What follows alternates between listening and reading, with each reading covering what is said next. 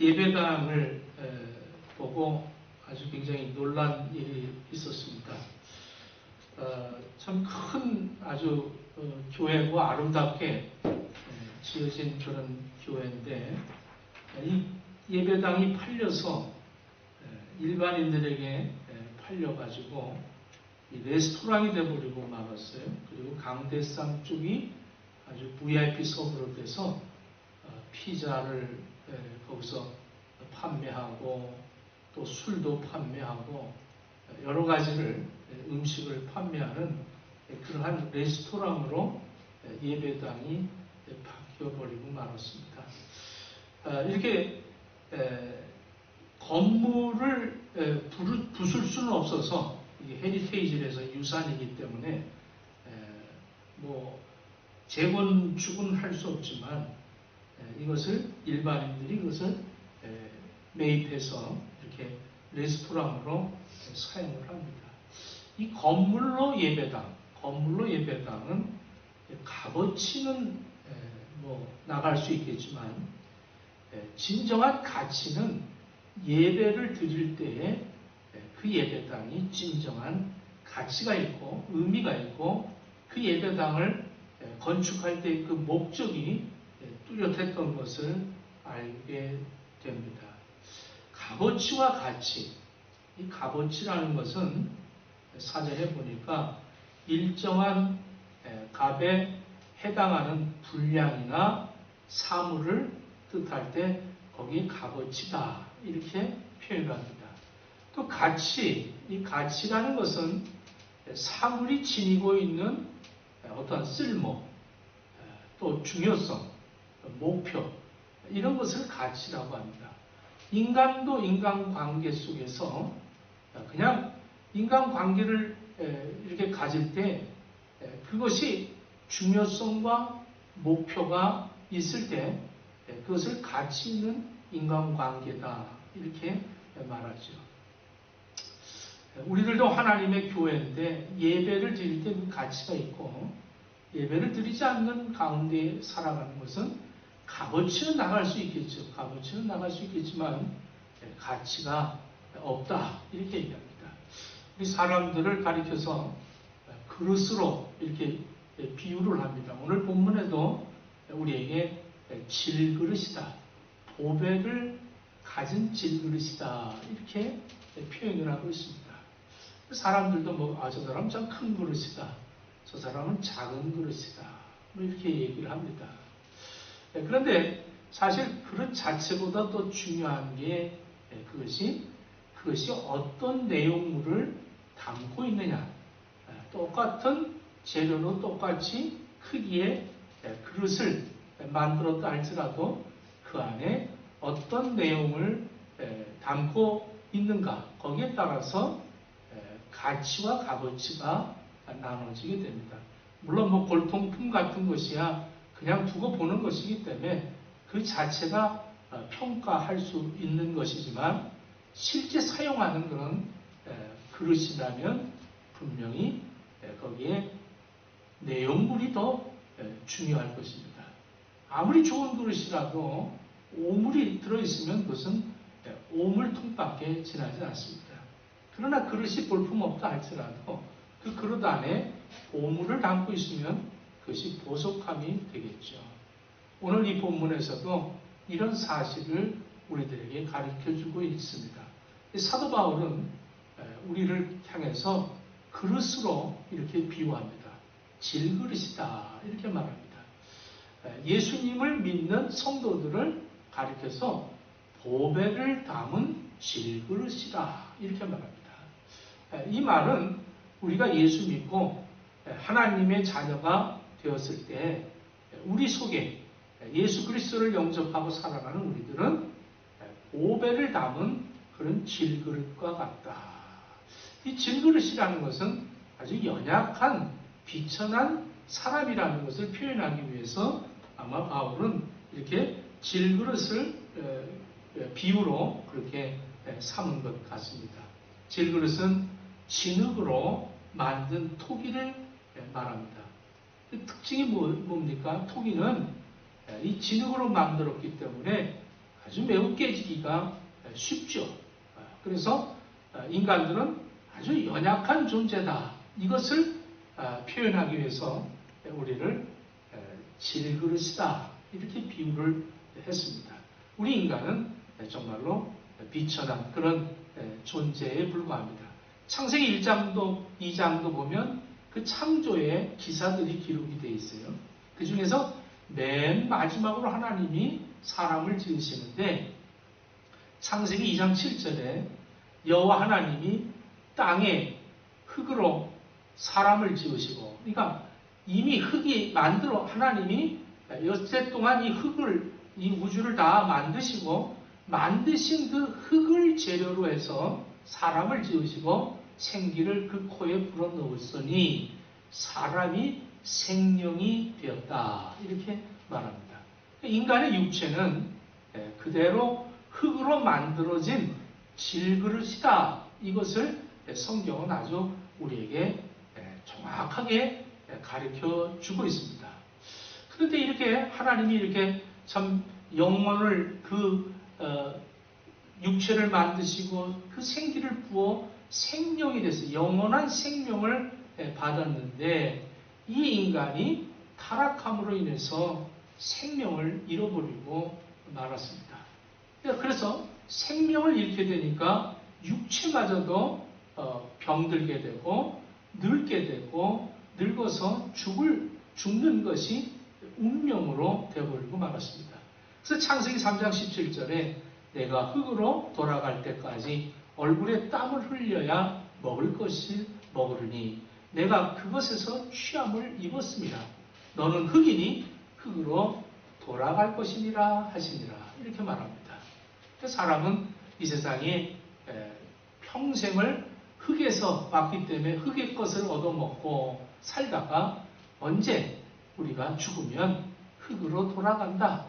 그대로 질그릇의 인생이 바로 이런 인간의 실상을 표현하고 있습니다. 그런데 많은 사람들이 이런 사실을 망각하고 살아갑니다. 재산이 있고 지위가 있고 학벌이 있고 세상에서 잠시 얻은 조건들이 마치 자기 자신의 실상인 것처럼 착각합니다. 그래서 이런 것들을 갖추고 있을 때에는 아주 자신만만하죠. 자신이 연약하다, 비천하다 이런 생각은 추워도 하지 않습니다.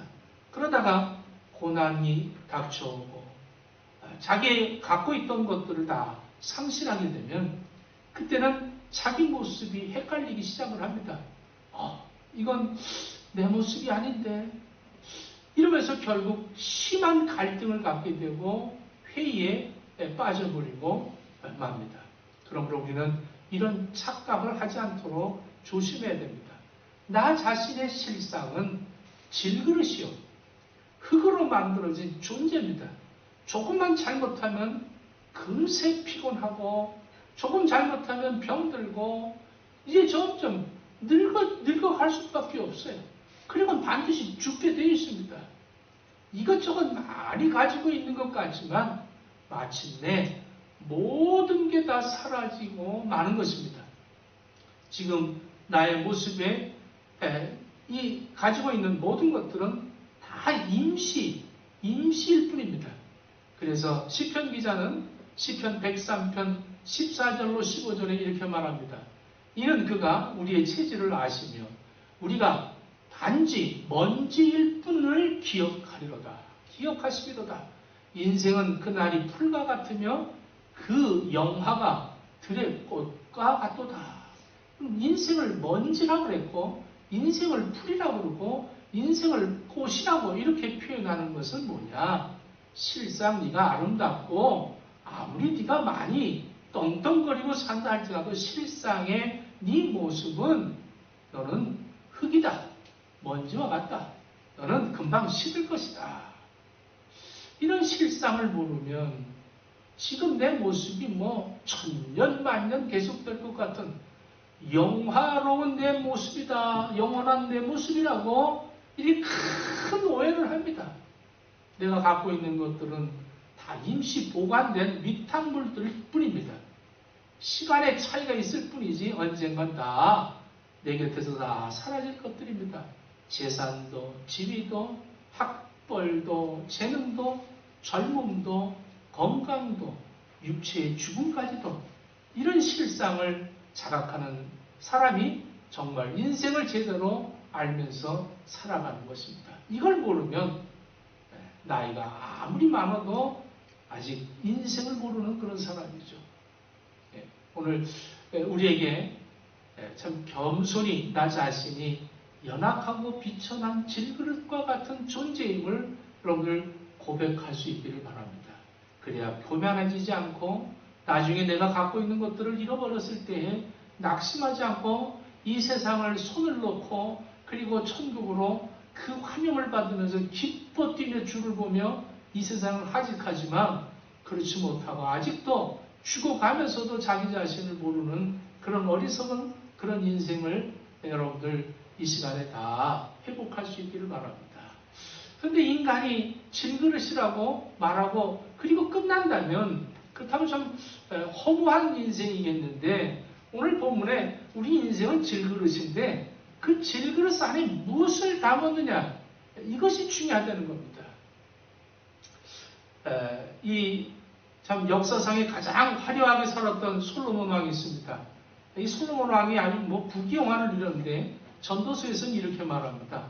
전도서 12장 7절에 흙은 여전히 땅으로 돌아가고 영은 그것을 주신 하나님께로 돌아가기 전에 기억하라, 이렇게 말합니다. 그러니까 죽기 전에 이것을 빨리 기억하라는 거죠.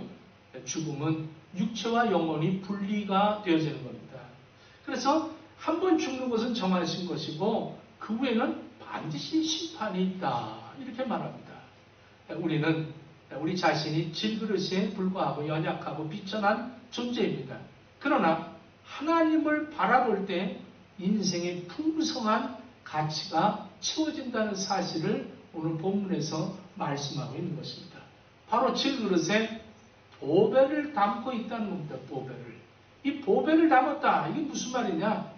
예수 그리스도의 생명과 예수 그리스도의 능력과 예수 그리스도의 소망을 담은 사람들이라는 거예요. 질그릇 자체는 아무것도 아닌데, 초라하기 짝이 없는 것인데 그 안에 보배를 가지고 있다는 거예요. 저와 여러분들은 예수 그리스도를 믿는 그 순간에 성령과 충만함과 말씀과 천국과 이 모든 것을 내 안에 소유하고 있는 그러한 질그릇이라는 것을 여러분들이 깨닫게 되기를 바랍니다. 그래서 오늘 본문 7절에 우리가 이 보배를 질그릇에 가졌으니 이렇게 말합니다. 바울, 전 사울이었을 때 이 바울은 아주 굉장히 값어치가 나가는 그런 사람입니다. 값어치가 있었어요. 유태인 중에 유태인이고 히브리인 중에 히브리인이고 또 율법으로는 아주 바리새인 중에 바리새인이고 이 모든 것을 갖췄기 때문에 또 로마의 시민권도 갖고 있기 때문에 저 사람을 보면 값어치가 있는 사람이다, 이렇게 여기죠.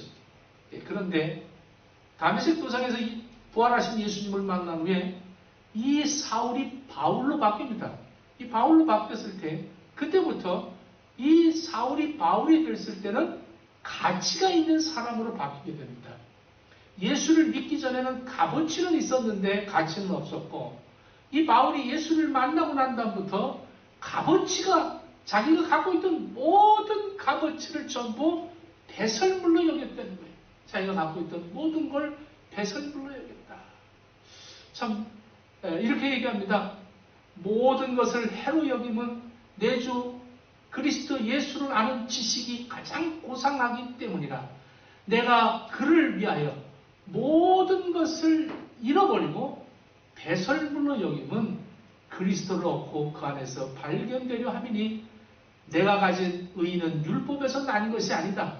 오직 그리스도를 믿음으로 말미암아 곧 그 믿음으로 하나님께로부터 난 의라. 빌립보서 3장 8절에 이렇게 말하고 있습니다. 이것은 질그릇에 어떤 색칠을 하고 무늬를 새기고 어떤 그런 차원이 아닙니다. 뭐 어떤 금칠을 했다든가 은칠을 했다든가 뭐 그런 차원에서 얘기하는 것이 결코 아닙니다. 비록 질그릇 그대로지만 그 안에 이 보배를 담고 있다는 거예요. 예수 그리스도를 담고 있다는 거예요. 전적으로 내용물이 그 그릇의 가치를 결정한다는 것입니다.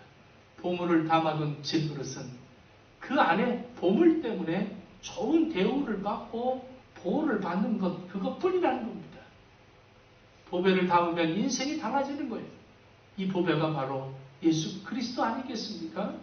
그래서 고린도후서 5장 17절에 우리에게 이렇게 말합니다. 그런즉 누구든지 그리스도 안에 있으면 새로운 피조물이라. 이전 것은 지나갔으니 보라 새 것이 되었더라. 아주 위대한 탄생입니다. 그러므로 우리는 보배 대신 그 예수님을 모시고 살면 이제 새로운 인생을 살아가는 겁니다. 우리가 비록 연약하고 비천하고 질그릇 그 존재이지만 정말 아름답고 복된 인생을 살아갈 수 있게 되는 것입니다. 보배, 인생이 되는 거예요. 보배를 담고 있기 때문에 보배라는 것이죠. 이 보배가 예수의 생명이고 예수의 생명은 곧 나의 생명이라는 것입니다. 보배이신 예수님을 우리 안에 담으면 예수님의 생명이 나의 생명이 되는 거예요. 그래서 영원한 영생을 누리면서 살아가는 인생이 되는 겁니다. 그래서 오늘 본문 10절을 보십시오. 우리가 항상 예수의 죽음을 몸에 짊어지면 예수의 생명이 또한 우리 몸에 나타나게 하려 함이라. 우리가 죽을 상황이라도 예수의 생명이 있기 때문에 괜찮다는 겁니다. 예수 믿는다는 것은 영적으로 예수 십자가와 함께 죽었다가 예수 부활할 때 함께 부활하여서 다시 살아났다. 새 생명을 얻었다는 겁니다. 그러므로 다시는 우리에게는 사망이 없다는 겁니다. 육신의 죽음은 있겠죠. 육신의 죽음은 내세의 천국으로 들어가는 관문에 불과한 것이 영원한 죽음은 아니라는 것입니다. 우리 인간은 인생을 살다가 죽은 후에 우리는 영원한 천국으로 가게 되는데 그것은 오직 예수 그리스도의 의로 말미암아 그 생명을 얻어서 영원한 천국에 들어간다는 겁니다. 그래서 이 의는 율법에서 난 것이 아니다. 바울이 그렇게 얘기합니다. 그래서 이 의를 위해서 내가 가지고 있는 모든 것들을 배설물로 여긴다. 배설물로 여긴다. 여러분, 배설물이 뭡니까? 소변, 대변이에요. 소변, 대변을 버렸는데 이걸 바울이 이 진리를 깨닫고 나니까 예수님을 만나고 나니까 자기의 모든 것들이 다 볼품없는 것들이다. 근데 그 버린 걸 갖다가 다시 또 그걸 보관하려고 다시 갖겠습니까? 여러분들 화장실에 갔다 아까워서 도로 갖고 옵니까? 그렇진 않을 거 아니겠어요? 다 버리는 거 아니에요? 우리는 영원한 생명을 가진 거예요.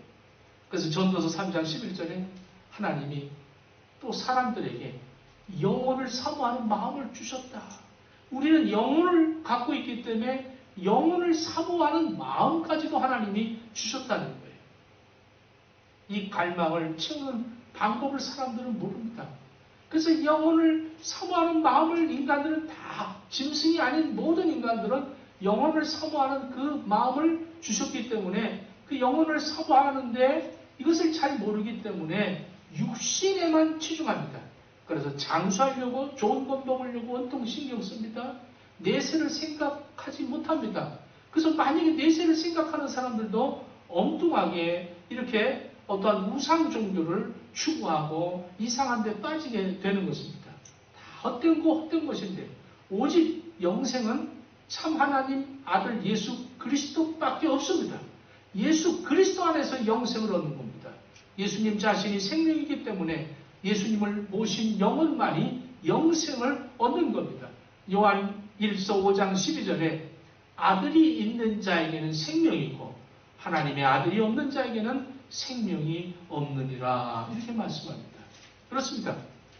중요한 것은 우리 모두 질그릇이지만 그 속에 예수 생명을 담고 있느냐 담고 있지 않느냐 이것이 중요한 것입니다.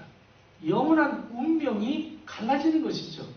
예수님께서 직접 우리에게도 각자에게 질문하셨어요.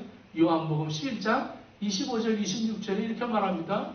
예수께서 이르시되 나는 부활이요 생명이니 나를 믿는 자는 죽어도 살겠고 무릇 살아서 믿는 자는 영원히 죽지 아니하리니 이것을 내가 믿느냐? 이렇게 물어봅니다. 여러분들 이것을 믿습니까? 여러분들 예수 그리스도가 부활이고 생명이라는 거예요. 나로 말미암아 나를 믿는 자는 죽어도 살겠다는 거예요. 나를 믿는 자는 영원히 죽지 않는다는 겁니다. 여러분들 이것을 믿습니까? 이 질문에 아멘이 나와야 되는 거예요. 보배 되신 예수님의 생명을 영원 깊이 간직하십시오. 이 세상을 살아가는 동안에 이 영생의 기쁨을 잊어버리면 다 잊어버리는 거예요. 장차 저 천국에 들어가서 영원한 세계에 들어가서 그 기쁨과 그 영원한 그 하나님의 그 축복을 우리는 이 세상에서 간직하고 살아가고 있는데 이것을 소중하게 여기는 것이 아니라 세상 것을 소중하고 세상 것이 있어야만이 만족하고 그렇게 사는 사람들이 얼마나 많이 있습니까? 보배를 담으면 예수님의 생명만 있는 게 아니라 예수님의 능력도 나와 함께함을 여러분들 명심하셔야 됩니다. 인생은 본래 충분히 강하게 창조할 때 하나님 그렇게 만드셨어요. 그런데 죄로 말미암아서 부패하고 나니까 타락하게 되니까 무지합니다. 무능력하게 되었어요. 그 결과 이 세상 살아가는 동안에 우리는 고생하면서 살게 되는 것입니다. 늘 넘어지게 되는 거죠. 늘 우리는 아픕니다. 오늘도 우리 최 집사님 파스를 많이 갖고 왔는데 파스를 도배한다고 그래요. 얼마나 몸이 우리 이렇게 이민 와갖고 생활하려니까 노동밖에 더 있겠습니까? 영어들 잘하는 분들이 괜찮겠지만 그러니 몸이 얼마나 말이 아니잖아요. 그러니까 파스를 도배를 하는 사람도 있다고 그래요. 이게 참 인생을 살면서 얼마나 참 고생하면서 살지 않습니까? 그러나 우리 가운데 보배이신 예수님이 성령을 통해서 내 안에 내주하시면서 능력의 역사를 나타내 주시고 계시다는 것을 여러분 깨닫기를 바랍니다. 사도 바울은 온갖 고난을 다 겪은 사람입니다. 그러나 그 안에서 보배 되신 예수를 모시고 그분의 능력으로 역사하면서 승리하면서 복음을 증거하며 살았던 사람입니다. 그래서 7절부터 9절에 보면 이렇게 바울이 얘기하는 거죠. 이는 심히 큰 능력은 하나님께 있고 우리에게 있지 아니함을 알게 하려 함이라. 그러니까 내가 질그릇이라는 것은 나는 능력이 없지만 나는 능력이 없는데 하나님의 큰 능력이 우리에게 있다. 이런 얘기입니다. 그래서 8절에 이렇게 얘기합니다. 오늘 본문 말씀입니다. 우리가 사방으로 우겨쌈을 당하여도 쌓이지 아니하며 답답한 일을 당하여도 낙심하지 아니하고 박해를 당하여도 버림받지 아니하고 거꾸러뜨림을 당하여도 망하지 않는다. 바울은 사방에서 핍박이 압박이 왔습니다. 정신적으로는 온갖 답답함, 괴로움을 갖고 있었습니다. 핍박이 닥쳐와도 그리고 거꾸로 튀름을 당해도 망하지 않고 결국 승리할 수 있음을 고백합니다. 그 저력, 그 생명력이 어디서 나옵니까? 바로 자기 자신이 모시고 있는 예수 그리스도 안에서 예수 그리스도의 능력이 나타난다는 겁니다. 그분이 내 안에 계시기 때문이라는 거죠. 에베소서 3장 16절에 그의 영광의 풍성함을 따라 그의 성령으로 말미암아 너희 속사람을 능력으로 강건하게 하시오며 이렇게 말합니다. 예수 그리스도가 내 안에서 나를 강건하게 한다는 거예요. 아무리 세상의 원수가 강하고 태산 같은 문제들이 있다 할지라도 예수님이 그것보다 더 크시고 위대한 분이라는 것을 반드시 여러분들이 깨달아야 됩니다. 요한일서 4장 4절에 자녀들아 너희는 하나님께 속하였고 또 그들을 이기었나니 이는 너희 안에 계신 이가 세상에 있는 자보다 크시니라 이렇게 말합니다. 재활의학이라는 게 있어요. 예방의학, 치료의학. 여기에 이어서 이제 제3의 의학이 이 재활의학입니다. 이 재활의학의 창시자인 이 하워드 러스크라는 박사가 이 재활에 대해서 정의를 이렇게 내립니다. 재활이란 장애로 인해 잃어버린 능력을 되찾으려는 것이 아니라 남아있는 능력이 무엇인가를 찾아 개발하는 과정을 재활 능력이다, 재활의학이다 이렇게 말합니다. 잃어버린 것을 그 기능을 다시 재개발하는 게 아니라는 거죠. 거기에 잃어버린 장애에 초점을 맞추는 것이 아니라 남아있는 기능의 그 능력을 최대한 성장시켜서 그 사회에 복귀하는 이러한 의학을 재활의학이다 이렇게 말합니다. 이게 대단히 아주 중요한 그런 관점이죠. 참 잃어버린 것에 집중하는 것이 아니라 남아있는 것에 집중한다. 그 남아있는 것을 더 활용하면서 살아가도록 한다. 참 긍정적이고 적극적인 것 같아요.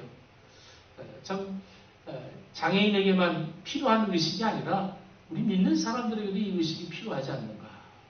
누구든지 잃어버린 것에 초점을 맞추고 생각하면 쉽게 낙심하죠. 의기소침합니다.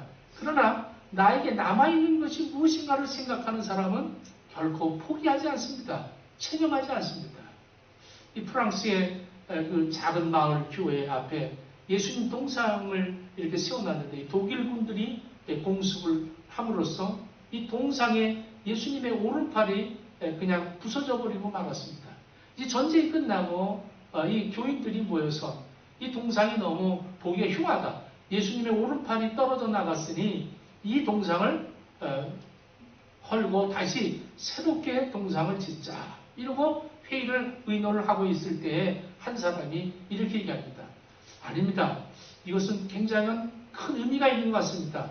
우리 교회 성도들이 예수님의 잃어버린 팔이 됩시다.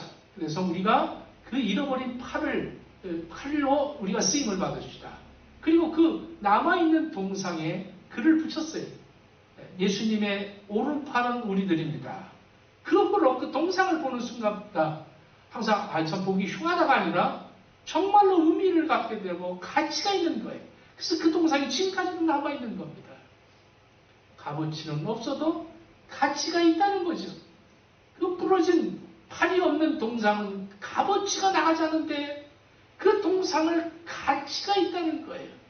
그러므로 잃은 것을 생각한 것이 아니라 남은 것을 생각하는 마음의 여유가 우리 행복의 식구들에게 있기를 축원합니다.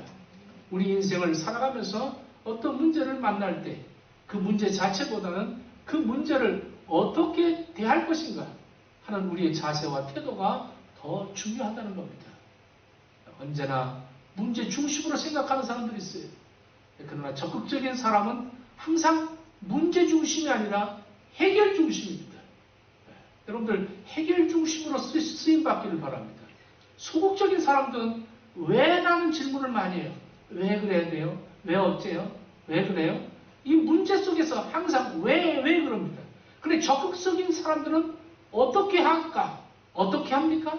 어떻게 해야 될까? 이렇게 어떻게가 왜가 어떻게로 바뀌어야 되는 것입니다. 우리는 자신의 문제를 변화시키려고 할 때가 많이 있어요. 문제를 보는 시각을 변화시키십시오. 여러분들 문제를 변화시키는 것이 아니라 문제를 보는 그 시각을 변화시켜야 됩니다. 무지개를 보기 원하면 먼저 비가 오는 것을 감수해야 되지 않겠습니까? 며칠 전에 제가 이걸 보냈는데 다 설교 준비하다 이렇게 좋은 것이 나오면 바로바로 이렇게 카톡으로 보냅니다. 좀 긍정적인 시각, 관점 이것으로 전환을 가진 사람은 심각한 문제를 만나도 걱정이 없습니다. 별 문제도 아닌데 문제를 심각하게 만드는 아주 소극적인 사람들, 아주 문제 무덤 속에서 빠져들어가고 있습니다. 우리 자신의 문제를 변화시키기보다는 문제를 보는 시각을 변화시키십시오.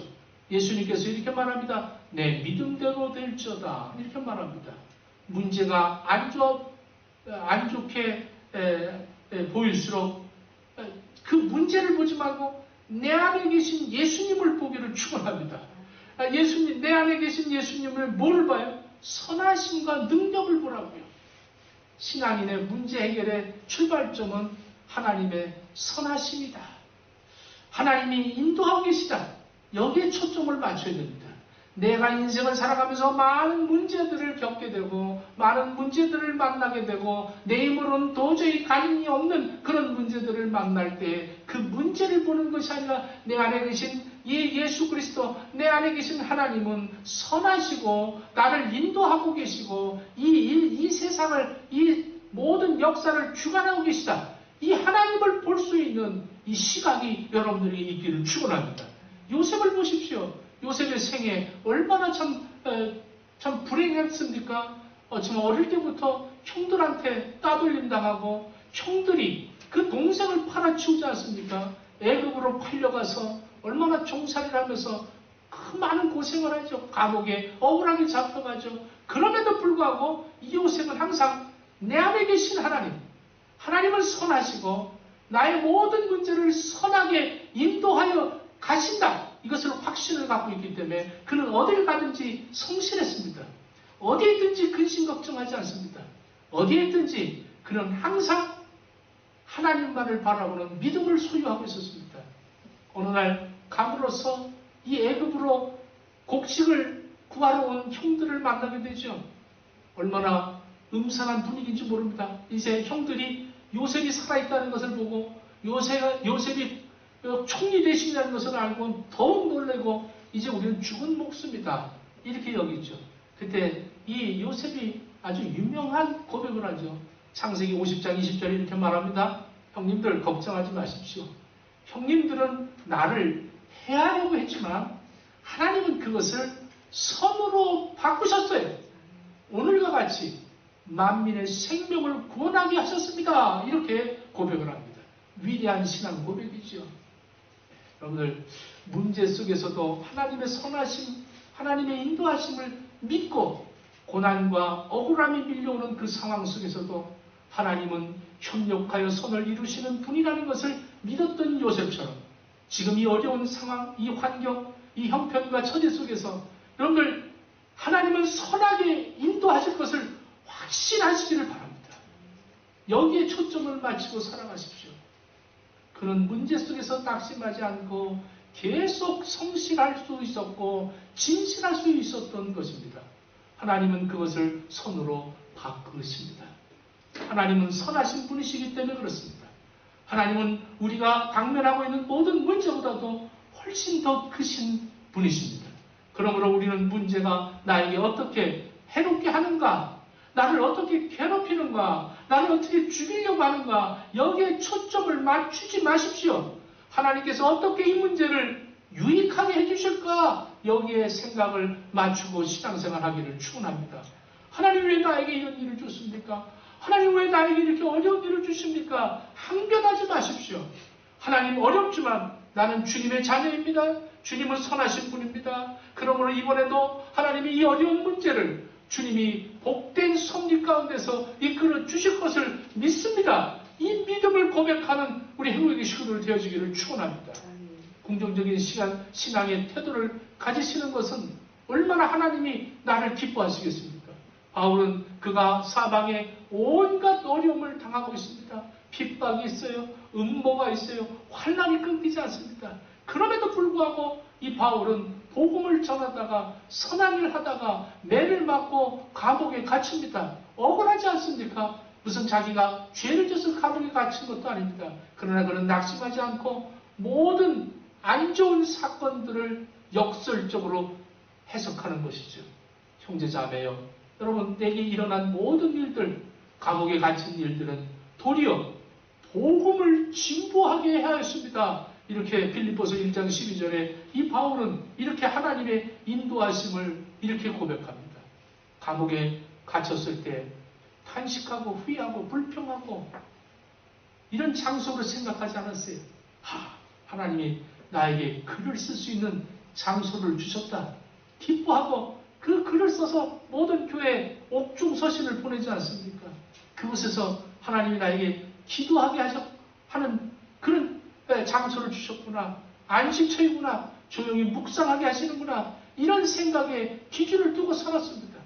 사람은 처해진 환경이 불만스러울 때가 얼마나 많았습니까? 그러나 하나님은 최악을 세상으로 바꾸시는 크신 하나님이심을 믿기를 축원합니다. 여러분들 문제가 클수록 내 안에 계신 하나님 앞에 구하십시오. 아까도 강찬 목사님 부르짖으라 이렇게 찬양을 했는데 위대하신 하나님의 능력이 나타납니다. 하나님을 찾으면 하나님이 우리와 함께 하시고 하나님이 우리에게 능력을 나타내 주십니다. 참 일을 하다가 실패할 때가 많죠. 갑자기 건강을 잃어버릴 때도 있습니다. 직장을 잃을 때도 있습니다. 사업이 어려움을 당할 때도 있습니다. 덮친 일도 있습니다. 정말 설상가상이라고 하지 않습니까? 인간의 끝은 곧 하나님의 시작임을 안다면 문제가 클수록 하나님이 위대하게 역사하실 것을 분명히 드러내실 것이다. 이런 확신을 갖기를 축원합니다. 모세를 보십시오. 이스라엘 백성들을 인도하고 이제 그 애굽에서 나올 때 애굽 군대들이 후회하고 잡으러 올 때 그 앞에 엎친 데 겹쳤죠. 설상가상이죠. 홍해바다가 가로막고 있었습니다. 이제 이 바다를 어떻게 건너갈 수 있을까? 배도 없고 120만 명이나 되는 이 히브리 민족들을 이끌고 간다는 것이 그렇게 쉬운 일은 아닙니다. 그럼에도 불구하고 이 모세가 하나님 앞에 부르짖었더니 하나님이 어떡합니까? 그 지팡이로 그 바다를 치라는 것이죠. 이 얼마나 힘든 일입니까? 120만 명 뒤에는 애굽군들이 지금 마차를 타고 달려오고 있습니다. 이 백성들은 우리를 왜 여기까지 이끌어내서 우리를 죽이려고 하느냐? 광야에서 꼭 죽이려고 이렇게 하느냐? 이때 하나님이 모세에게 이렇게 말합니다. 바다를 건너가라. 여러분들 모세가 이렇게 얘기합니다. 백성들이여 너희들은 조용히 오늘 하나님이 어떻게 우리에게 행하시는가를 봐라. 이렇게 말합니다. 여러분 이거는 인간의 힘을 할 수 없는 일 아닙니까? 이건 어떤 기적이 아니면 될 수 없는 일들 아닙니까? 하나님이 그 바다를 열어주시지 않습니까? 하나님이 살아계심을 명확하게 증명해 보이지 않습니까? 사람으로는 할 수 없으나 하나님으로서는 다 하실 수 있느니라. 마태복음 19장 26절에 말합니다. 성경은 우리에게 하나님은 약한 자들, 지혜롭지 못한 자들을 통해서 영광을 받으신다고 말씀하고 있습니다. 하나님은 나의 약점에도 불구하고 역사하실 뿐만 아니라 나의 약점을 통해서 더 큰 일들을 행하시는 그런 하나님이심을 믿기를 축원합니다. 인생의 시련과 역경을 통해서, 고난과 아픔을 통해서, 가난을 통해서, 질병을 통해서, 불량을 통해서, 내 실패를 통해서, 나의 슬픔을 통해서, 나의 손실을 통해서, 희생을 통해서 하나님 더 큰 일을 이루어 가고 계십니다. 문제가 어렵고 클수록 하나님의 능력은 더 크게 나타나신다는 것을 여러분들 믿기를 축원합니다. 내가 끝났다고 생각하는데 이제부터 하나님이 시작하시는 거예요. 인생은 장애물 경기와 같습니다. 나의 행복을 가로막는 장애물들이 얼마나 많은지 모릅니다. 그러나 장애물은 성장할 수 없어요. 그런데 나는 계속 성장할 수 있지 않습니까? 성장하지 못하는 장애물 때문에 높아지지 마시고 성장하는 나는 그 성장하지 못하는 장애물을 검충 뛰어넘을 수 있음을 여러분들 깨닫기를 바랍니다. 하나님은 우리에게 이런 힘차고 소망찬 말씀을 주십니다. 문제를 향해서 외치라는 거예요. 스가랴서 4장 7절에 큰 산아 내가 뭐냐? 내가 평지가 되리라. 그러면 얼마나 멋있습니까? 큰 산아 네가 뭐냐? 네가 평지가 될 것이다. 여러분 하나님을 믿고 하나님을 섬기고 하나님을 모시고 사는 사람들이 이 하나님의 능력을 우리가 인정하고 그 능력을 바라봐야지. 왜 우리는 장애물만을 바라보면서 실망하고 낙심합니까? 여러분들 정말로 예수님을 모시고 살기를 축원합니다. 여러분들 나는 질그릇이요. 깨지기도 쉽고 금가기도 좋고 그런 부족한 존재지만 내 안에 살아계신 하나님이 이런 능력을 나타내 주신다는 사실을 깨닫고 내 시선을 하나님께로 두기를 바랍니다. 내 삶에 어두움이 있을 때가 있어요. 내 안에 하나님이 더 깨닫게 하시기 위해서 나의 삶에 어두움이 있을 수 있습니다. 시편 112편 7절에 하나님을 경외하는 사람은 흉한 소식을 두려워하지 않는다. 이렇게 말합니다. 흉한 소식, 여러분들 이렇게 바이러스 때문에 뭐 이렇게 소식 듣고 뭐 얼마나 요즘 이 모바일 폰 가지고 소식을 얼마나 많이 듣습니까? 우리 한국 소식도 듣고 뭐 세계 소식을 얼마나 쉽게 자다가도 듣고 화장실에서 듣고 얼마나 많이 듣습니까? 흉한 소식들. 그래도 하나님을 경외하는 사람은 두려워하지 않는다. 이런 것이죠. 그리스도인은 밤에도 새벽을 본다는 거죠. 우리는 문제가 어두워질 때, 좀 깜깜해질 때, 앞을 볼 수 없는 그런 상황이 되어질 때, 그때도 염려할 필요가 없습니다. 하나님이 내 곁에 더 가까이 와 계시다는 사실입니다. 예수님이 그 제자들을 먼저 갈릴리로 보낼 때 갈릴리 호수 한복판에서 풍랑을 이 제자들이 만나게 됩니다.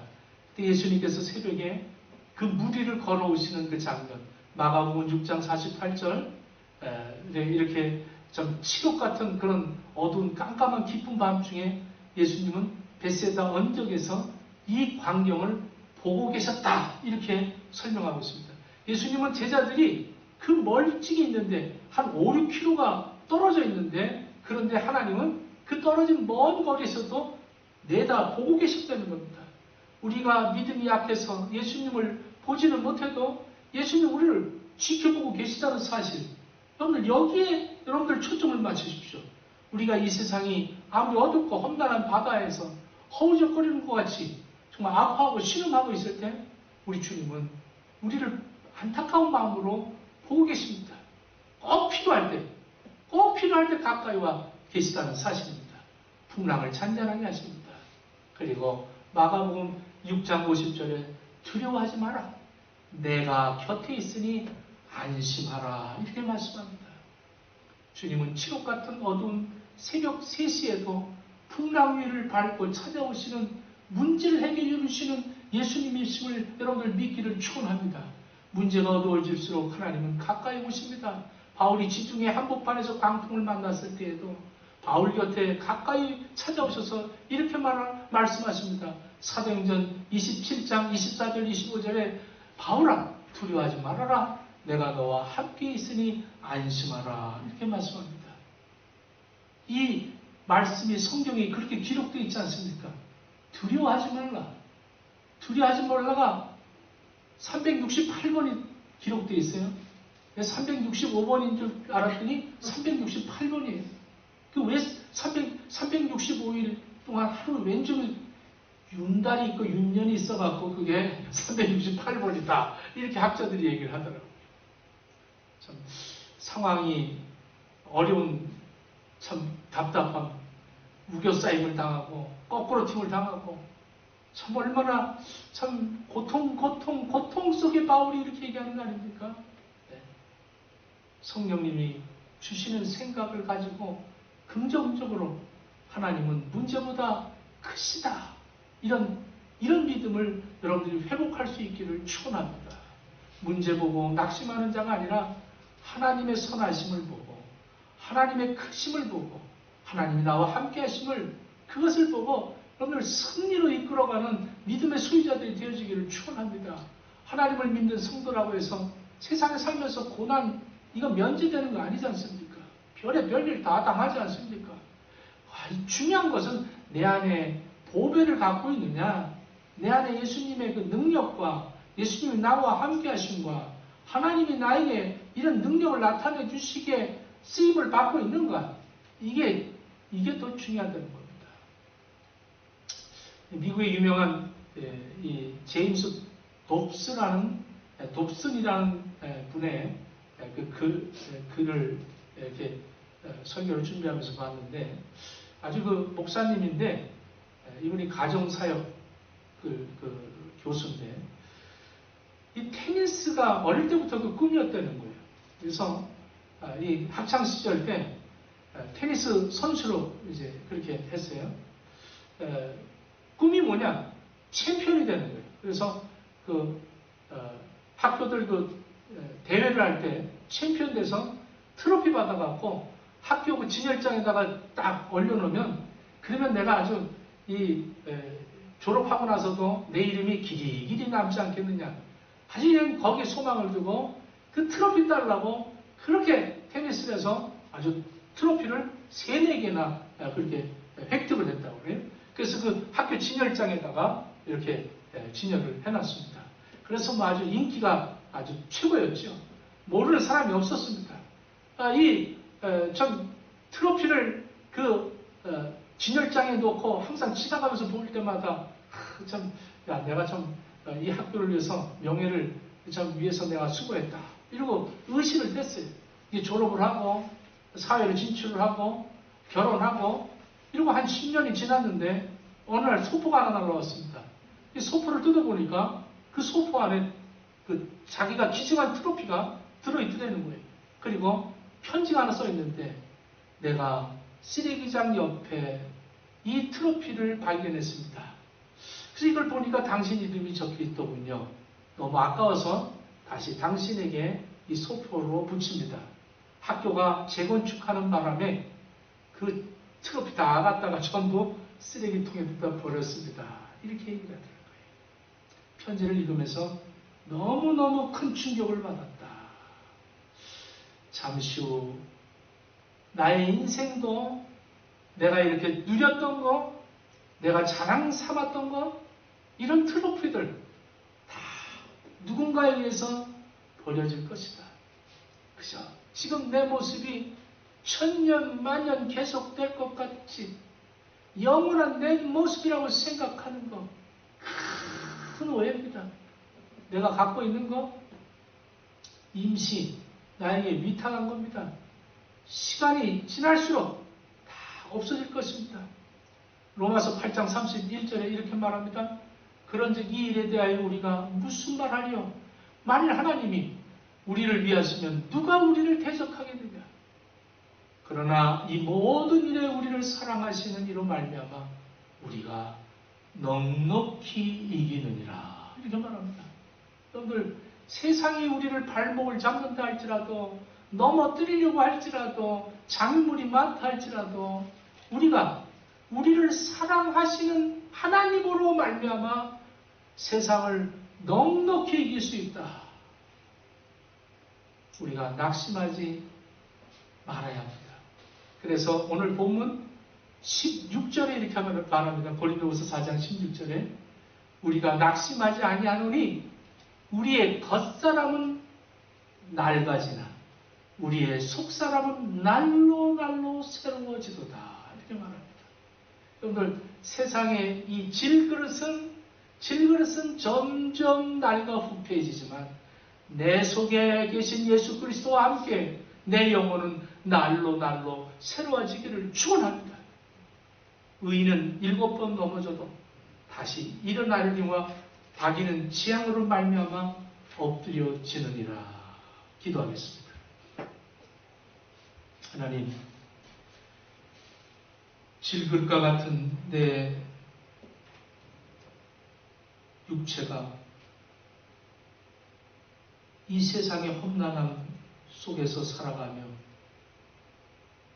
내 속에 보배되신 예수 그리스도로 말미암아 이제는 육체에 거하는 것이 아니라 영원한 생명을 얻은 삶을 살고자 하는 우리들이 되어 이 세상을 넉넉히 이길 수 있는 믿음을 주셨는데 하나님, 우리는 항상 문제만 보고 우리는 예수님을 보지 못하고 살 때가 얼마나 많은지 모릅니다. 하나님, 이후로 우리는 예수 안에서 승리자가 되어주는 복된 삶을 살아가는 지혜자들이 되어지게 허락해 주옵소서. 값어치를 따지는 것이 아니라 가치 있는 인생들이 다 되어지도록 허락해 주시옵소서. 예수님 이름으로 기도드립니다. 아멘. 찬송가 460